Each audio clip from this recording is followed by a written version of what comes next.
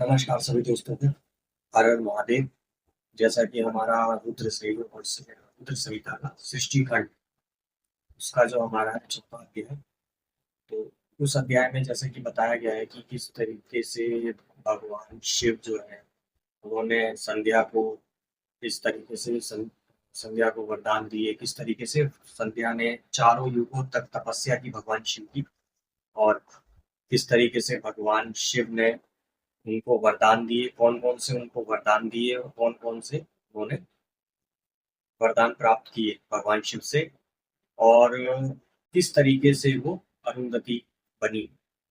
तो इस वाले अध्याय में हम ये जानेंगे कि किस तरीके से भगवान शिव जो है वो अरुंधति को किस तरीके से वरदान देंगे, और अरुंधति ने वरदान में क्या-क्या माँगा, ये भी जानेंगे।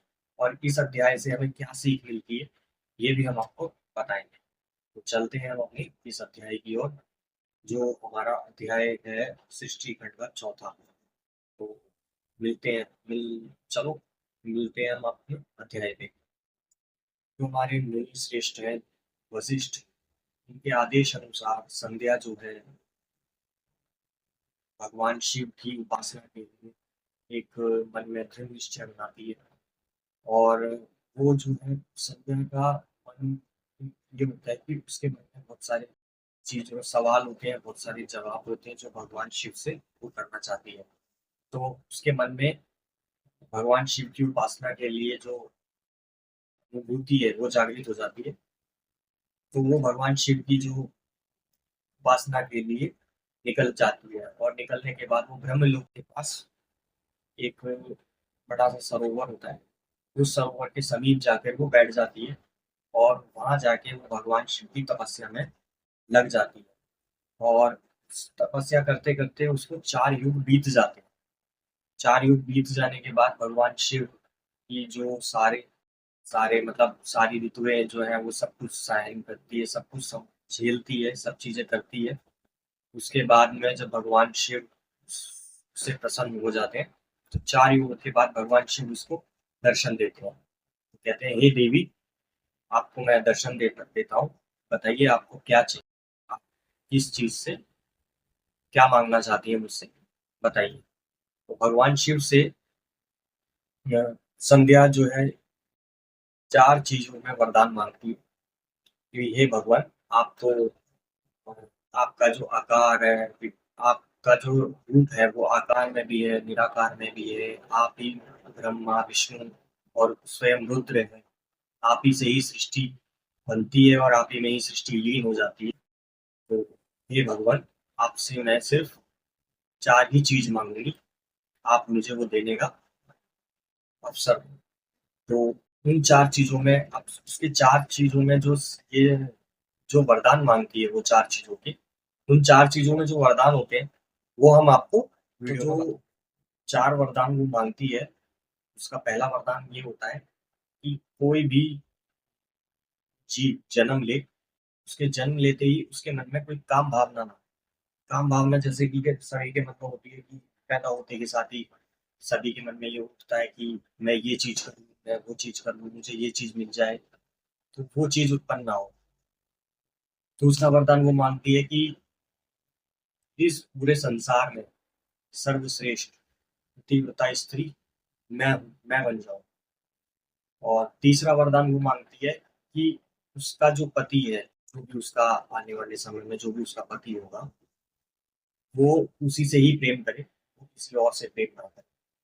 और जो भी और चौथा वरदान वो ये माँगती है कि कोई भी मनुष्य मुझे भी काम वासना के नज़र से अगर कोई मुझे देखे तो वो शक्तिहीन हो जाए। तो इन चारों में जो वरदान है, ये जो चारों वरदान जो माँगे हैं संध्या ने, ये वरदान सभी मतलब एक कहते हैं ना कि सभी के मन में जागृत होता है। इसी के बिहाफ़ पे पूरा संसार चलता है कि किस तरीके से भगवान शिव से जो है माता सती ने प्रेम किया, किस तरीके से उन्होंने आगे चल के विवाह किया, और उस विवाह से कैसा ऐसा क्या हुआ कि माता सती ने अपने आप को अग्नि में समर्पित कर दिया। तो वो चीज़ें इसी से ही थोड़ी मिलती-जुलती हैं। अगर आप ज़्यादा सोचेंगे तो आपको पता लगेगा इससे। और तो ये चीज़ें ये चारों वरदान माँगने के बाद भगवान शिव ने उनको तथास्तु कह के और उनका वरदान पूर्ण किया। आगे चल के फिर भगवान शिव ने उनको ये आदेश दिया कि आगे चल के एक अ, यहाँ से तुम वरदान लेने के बाद में तुम यहाँ से जाओ और यहाँ से जाने के बाद वेद ऋषि महर्षियों का आगे आगे चल के वेद ऋषि का एक यज्ञ चल रहा है। उस यज्ञ अग्नि में तुम अपने आप को भस्म कर उस अग्नि में जब तुम भस्म कर दोगी तो अगला जो तुम्हारा जन्म होगा वो अरुंधति के उस नाम से होगा और तुम एक महर्षि की पत्नी आगे चलकर तुम एक महर्षि की पत्नी बनोगी। उन महर्षि का नाम ऋषि वशिष्ठ होगा, जिन्होंने तुम्हें इस जन्म में आदेश दिया है। अगले जन्म में वही तुम्हें पति के रूप में प्राप्त होंगे और उनकी पति से उनकी पत्नी बनने के बाद तुम ये जो तुमने वरदान मांगा है मुझसे कि अपने पूरे संसार में मैं पतिव्रता स्त्री बनूं, वो तुम्हारा जो वरदान है वो पूर्ण होगा। तो इसमें सबसे ज़्यादा एक अच्छी चीज़ यही है कि सबसे पहला हमारा ये होता है कि किस तरीके से समय में समर्पण किया। भगवान शिव समर्पण मांगते हैं। अगर हम अपने मन से और तन से दोनों तरीके से अगर हम समर्पण करेंगे भगवान शिव को, भगवान शिव अत्यंत प्रसन्न होंगे, चाहे हमारी अ, राशि में या कुंडली में कुछ भी हो, वो सब कुछ खत्म हो जाता है।